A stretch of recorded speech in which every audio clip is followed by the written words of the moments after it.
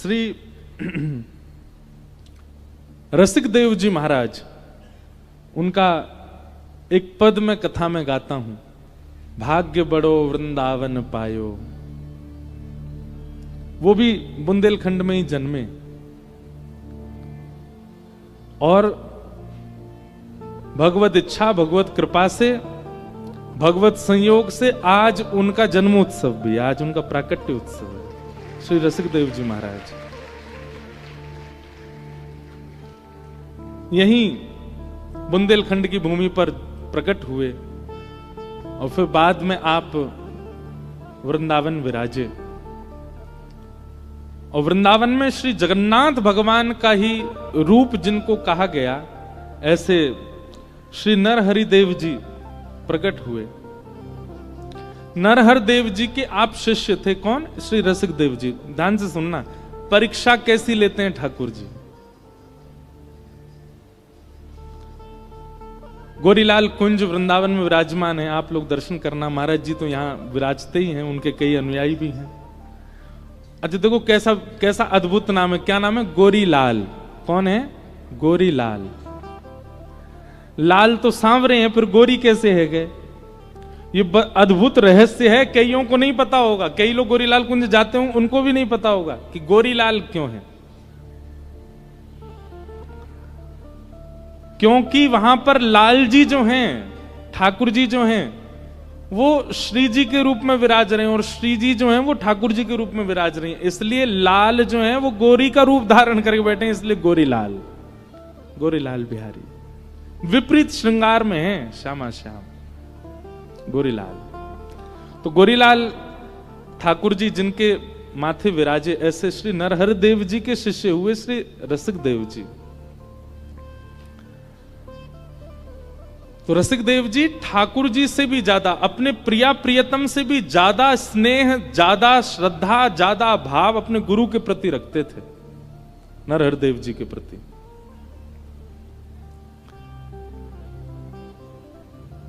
एक दिन नरहर देव जी के मन में आया कि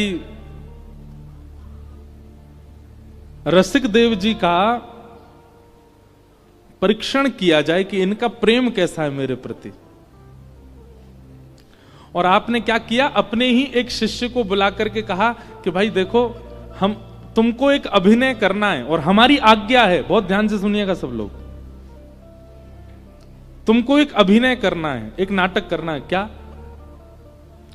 बोले रसिक देव जी पर, रसिक देव जी से तुमको किसी भी प्रकार से विषमता रखनी है, उनसे लड़ना, कभी उनकी शिकायत करना, मतलब थोड़ी नोक झोंक करते रहो उनके साथ में। तो वे मना करने लगे, गुरुदेव ऐसा। बोले नहीं, हमारी आज्ञा है, हमारी आज्ञा का पालन करो। हम रसिक देव जी की भक्ति परखना चाहते हैं कैसी है। ये परखिया भक्ति, ये परखिया स्वभाव श्री कृष्ण का है। और ये परखिया स्वभाव जिनमें हो, समझ जाओ वो भी श्री कृष्ण के हैं, जो गुरु में हो। और परखिया स्वभाव होना चाहिए, परखने का भाव रखना। तो नरहर देव जी ने कहा तुम एक अभिनय करना, रसिक देव जी की कभी शिकायत करना, कभी नोकझोंक करना, कभी कुछ करना। हम थोड़ा परखना चाहते हैं इनको। तो बेचारे वो थे तो बड़े सज्जन, लेकिन गुरु की आज्ञा मान करके वो रसिक देव जी से लड़ने लगे, कलेश करने लगे, झगड़ने लगे। कभी अपना आसन फेंक करके आ जाएं और आकर के गुरुदेव से शिकायत करें, देखिए गुरुदेव ये रसिक देव जी हमारा आसन फेंक देते हैं, हमारा करुआ का पानी फैला देते हैं, हमारे तिलक स्वरूप फेंक देते हैं, हमारे साथ ऐसा करते हैं, हमको ऐसा करते हैं। ऐसे करके आश्रमों में, शिष्यों में थोड़ी सी लड़ाई सी होने लगी। पर रसिक देव जी के मन में कोई लड़ाई की भावना नहीं थी। एक दिन नरहर देव जी भी अभिनय कर रहे थे। अभिनय में उन्होंने रसिक देव जी को बुलाया। बोले सुनो, ये तुम्हारा स्वभाव हमको अच्छा नहीं लगता, ये तुम रोज लड़ते हो, रोज नोक झोंक करते हो, ऐसा करते हो।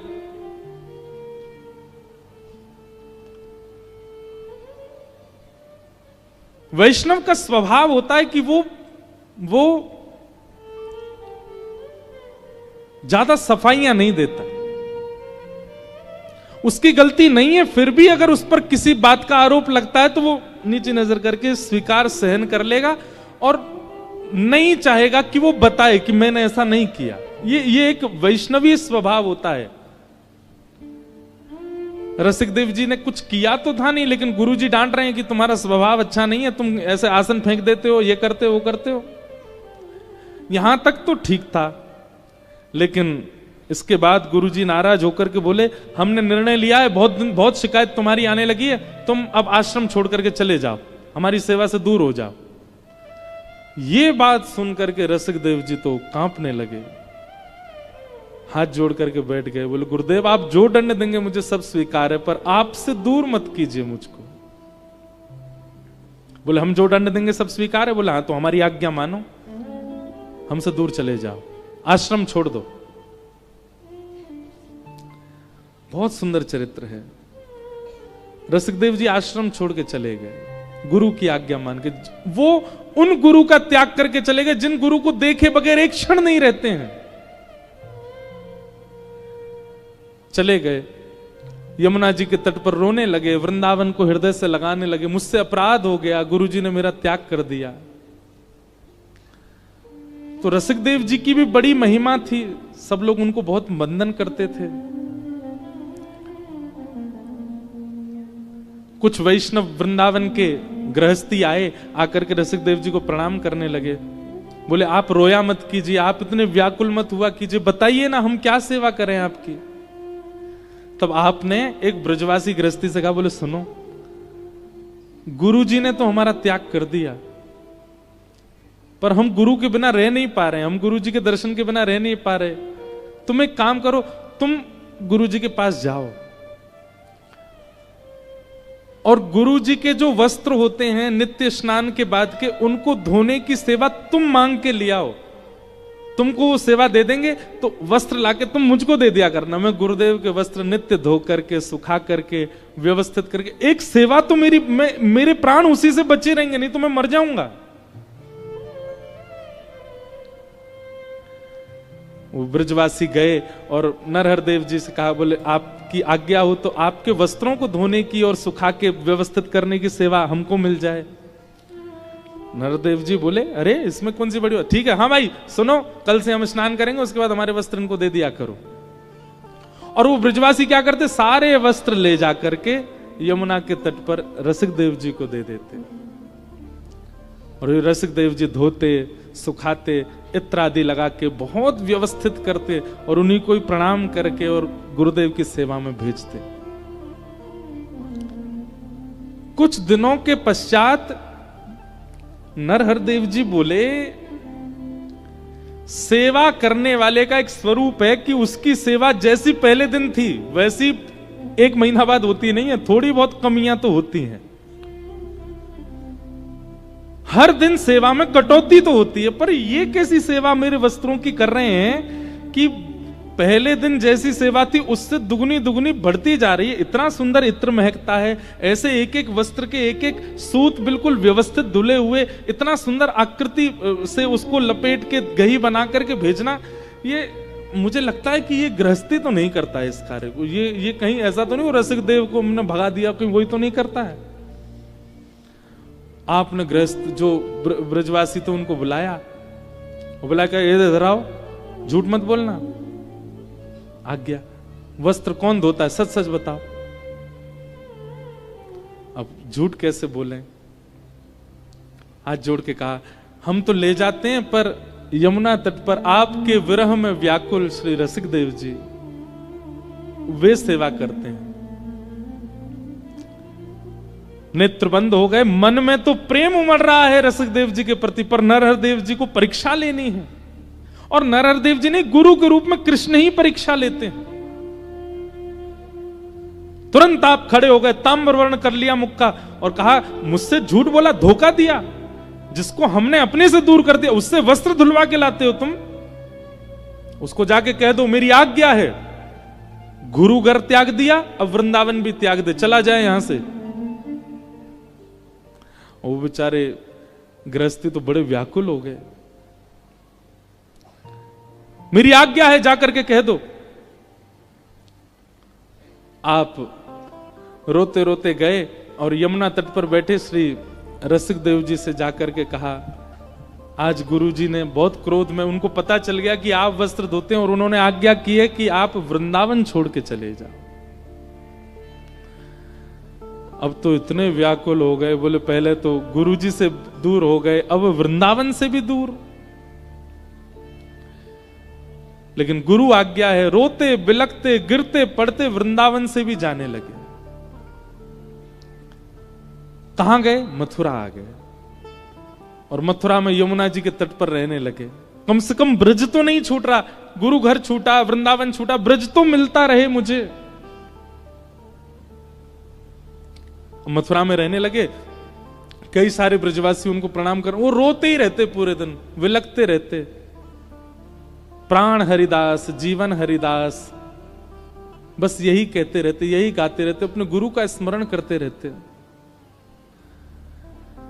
अब कई भक्त आते, भक्त आकर के कई दक्षिणा आदि भेंट भी चढ़ा देते। तो आप क्या करते? सारी भेंट इकट्ठी करते और इकट्ठी करके किसी एक ब्रजवासी को कहते, बोले सुनो, तुम वृंदावन जाओगे ना गुरु जी के यहाँ, वहां सेवा में ये सारी दक्षिणा दे देना। किसी रूप में गुरु सेवा बनती रहे मुझसे, मैं उससे वंचित ना रहूं। एक ब्रजवासी ने नियम ले लिया, रसिक देव जी दक्षिणा सारी इकट्ठी करके दे देते और वो जाकर के भेंट वहां पर नरहर देव जी को, नरहरदास जी को दे देते। आप प्रेम से ठाकुर जी की सेवा में उसको व्यय करते। 2-4 महीना बाद नरहर देव जी उसको बोले, ए भाई सुनो, तुम इतना धन कहां से लेके आते हो? तुम्हारा तो नहीं है, कहां से लाते हो, सच बताओ। उन्होंने भी सच बता दिया। बोले आपके शिष्य रसिक देव जी मथुरा में बैठे, बहुत व्याकुल होते हैं, आपको बहुत याद करते हैं, वही ये सब धन इकट्ठा करके आपकी सेवा में भेज देते हैं। पुनः नरदेव जी के हृदय में व्याकुलता हो गई, लेकिन परीक्षा लेनी है, खड़े हो गए। बोले उसको यहां से निकाल दिया, वृंदावन से निकाल दिया, अभी भी पीछा नहीं छोड़ रहा, उससे कहो गुरु आज्ञा है ब्रज छोड़ के चला जाए, ब्रज से दूर रहे।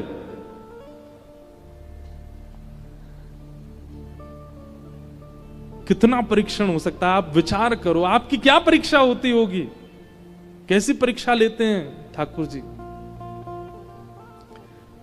जिनका प्राण है वृंदावन। कभी आप रसिक देव जी के पद सुनिए, कैसे पद हैं उनके, प्राण है वृंदावन, वो वृंदावन छूट गया, प्रिया प्रियतम की सेवा छूट गई, अब ब्रज छोड़ने की आज्ञा कर दी गुरुदेव ने।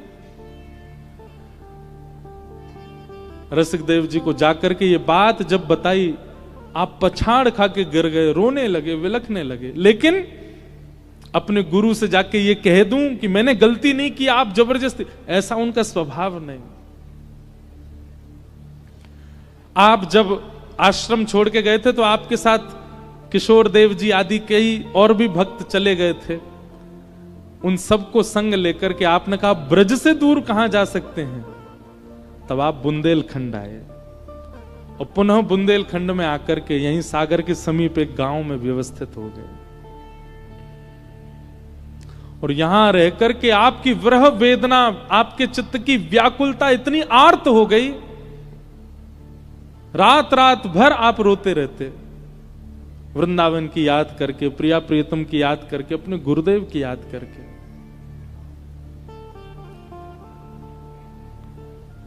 बहुत समय व्यतीत हो गया। लोगों को बुंदेलखंड से भेजते, जाओ वृंदावन जाओ, दर्शन करके आओ, मुझे आके बताना गुरुजी कैसे हैं, आश्रम में सब कैसे, प्रिया प्रीतम की सेवा कैसी चल रही है, यमुना जी का जल कैसा है, एक एक चीज की जानकारी यहीं बैठे बैठे बुंदेलखंडी लोगों से मंगवाते। और किसी किसी को कहते गुरुदेव जब प्रसाद पामे ना, उसके बाद उनकी पत्तल ले जा रहे होंगे, उसमें से एक तिनका उठा के ले आना। गुरुदेव जब चल करके जामे, उनकी चरण रज जहां पड़ी हो वो रज उठा के ले आना, और यहीं रह करके आप रज लगाते, कण लेते, ऐसे ही निवास करते। अनेक महीनों बीत गए ऐसे ही, लेकिन व्याकुलता कम नहीं हुई। तब एक दिन नरहरदेव जी के मन में आया, हम यात्रा पर जाएंगे, और यात्रा करते करते करते आप बुंदेलखंड आ गए। और जैसे ही बुंदेलखंड आप आए, उसी गांव में आपका आगमन हुआ जिस गांव में रसिक देव जी विराज रहे थे। रसिकदेव जी से किसी ने जाके कहा, अरे बधाई हो, आपके गुरुजी पधारे हैं बुंदेलखंड, हमारे गांव में आए हैं, चलो अब आपका विरह दूर होगा, उनके दर्शन कर लो। रसिकदेव जी रोते हुए बोले, गुरुजी प्रसन्न मुद्रा में होंगे, खिलखिला रहे होंगे, आनंद में होंगे, मेरा मुख देख करके कहीं उनके मुखमंडल पर मलिनता ना आ जाए, कहीं वो निराश ना हो जाएं। इसलिए भैया मैं तो वायु को प्रणाम कर लूंगा। गुरुदेव हमारे नगर में आए, उनका स्पर्श करके वायु आ रही है ना, मैं इसी को ही हृदय से लगा लूंगा, पर उनके सन्मुख नहीं जाऊंगा।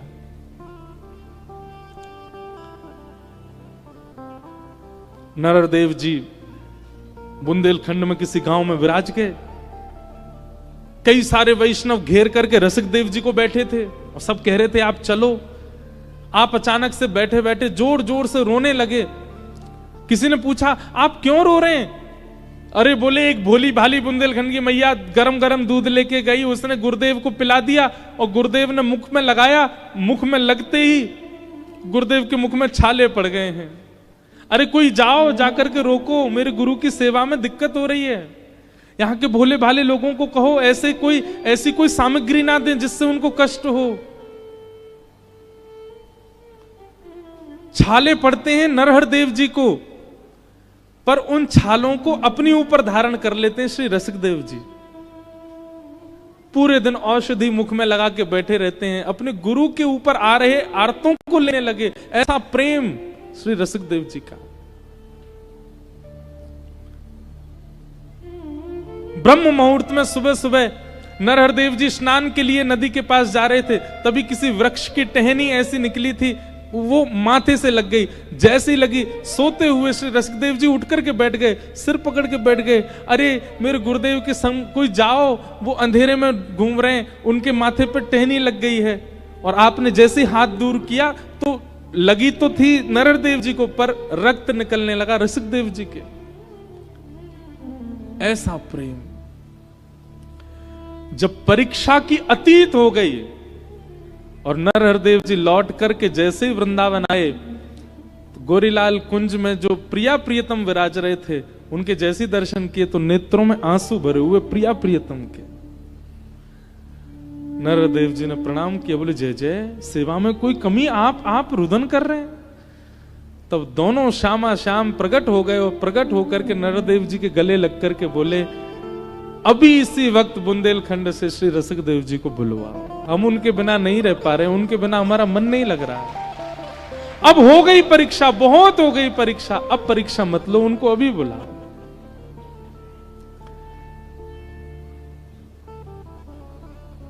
नरहर देव जी बोले, बस मैं इसी की प्रतीक्षा कर रहा था। मुझसे दुनिया के हर व्यक्ति ने कहा, हर वैष्णव ने कहा, ब्रजवासियों ने कहा, पर मेरे मन में बस इसी बात की प्रतीक्षा थी, मैं तब तक परीक्षा लूंगा जब तक आप दोनों नहीं कहोगे। ठाकुर जी ने आज्ञा करी, उनको बुलाओ। और रसिकदेव जी को पत्र भेजा कि गुरुदेव अभी वृंदावन बुला रहे हैं, जल्दी आओ। जैसे ही पता चला वृंदावन बुला रहे हैं, आप यहां से पैदल ही दौड़े वृंदावन के लिए और रुके नहीं, गिरते पड़ते छाले पड़ गए। मेरे गुरुदेव बुला रहे हैं, वृंदावन बुला रहा है, प्रिया प्रियतम बुला रहे हैं। और जैसे ही आप गोरीलाल कुंज पहुंचे तो नरहर देव जी ने कहा, अब तुम्हारी परीक्षा पूर्ण हुई, हम तुम्हें कुछ देना चाहते हैं। और भेंट स्वरूप श्री गोरीलाल जी की सेवा श्री रसिकदेव जी को प्रदान कर दी। बोल, अब ये तुम्हारे ठाकुर हैं, सेवा पूर्ण भई अब मेरी, ये तुम्हारे लाल हैं। परीक्षाएं बहुत। उन रसिकदेव जी का आज प्राकट्य उत्सव है। उनका बहुत सुंदर पद है, भाग्य बड़ो वृंदावन पायो, भाग्य बड़ो वृंदावन पायो, जारज को सुर नर मुनि वंचित, जारज को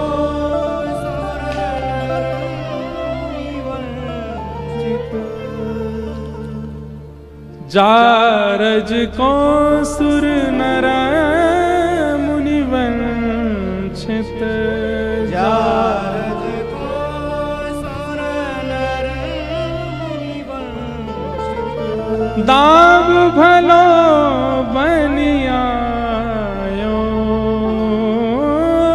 दाव भलो बनियायो, भाग्य बड़ो वृंदावन पायो, भाग्य बड़ो वृंदावन पायो। ऐसे रसिक देव जी जैसे इनको पता चलती, खबर चलती कि गली मोहल्ला या पास में किसी की मृत्यु हुई है, ये तुरंत इस पद को गाने लग जाते और जितने भी लोग रो रहे होते उन सबको जाकर के शांत करते। अरे भैया रोवे की बात नहीं है, ये तो प्रसन्नता की बात है कि याने वृंदावन में प्राण त्यागे हैं। भैया वृंदावन में प्राण त्यागवे को मतलब है निज वृंदावन की प्राप्ति। एक बात याद रखिएगा, विश्व में कहीं भी प्राण त्यागने वाला व्यक्ति स्वर्ग जाता है, नरक जाता है, वैकुंठ जाता है, पर वृंदावन में प्राण त्यागने वाला व्यक्ति पुनर्वृंदावन में ही आता है, उसको फिर वृंदावन ही मिल जाता है, वो वृंदावन से विलग नहीं होता। वृंदावन में प्राण त्यागने वाले का मतलब क्या है, ध्यान पूर्वक सुनिए, इधर देखो सब। वृंदावन में प्राण त्यागने वाला मतलब शरीर से वृंदावन में है वो नहीं, जिसके चित्त में, जिसके मन में, जिसकी दृष्टि में, जिसके कानों में, जिसके सर्वांगीण भाव में वृंदावन विराजमान है, वो जब अपने प्राण त्यागता है तो उसको वृंदावन ही मिलता है, उसको निज वृंदावन की प्राप्ति होती है। शोक संताप करो मति को, शोक संताप करो मत को, अभय निशान मिलायो, अभय निशान बजायो, मिलायो, भाग्य बड़ो वृंदावन पायो, भाग्य बड़ो वृंदावन पायो। ऐसे श्री रसिक देव जी की भी आज प्राकट्य दिवस है, उनको भी हम प्रणाम करते हैं और उनके बुंदेलखंड को प्रणाम करते हैं। हमने कहा ना बुंदेलखंड ने व्रजरस को सबसे ज्यादा गाया है, तो प्रसंग क्यों सुनाया गया कि ठाकुर जी बहुत परीक्षा लेते हैं, इसलिए कृष्ण शरणागति आने से पहले एक बात का पूर्ण ध्यान रखिएगा कि परीक्षाएं तो होंगी, और परीक्षा तो सामान्य होती है, वहां तो बड़ी भयानक वाली परीक्षा होती है। बस उन परीक्षाओं में घबराइएगा नहीं, उन परीक्षाओं में विचलित मत होइएगा।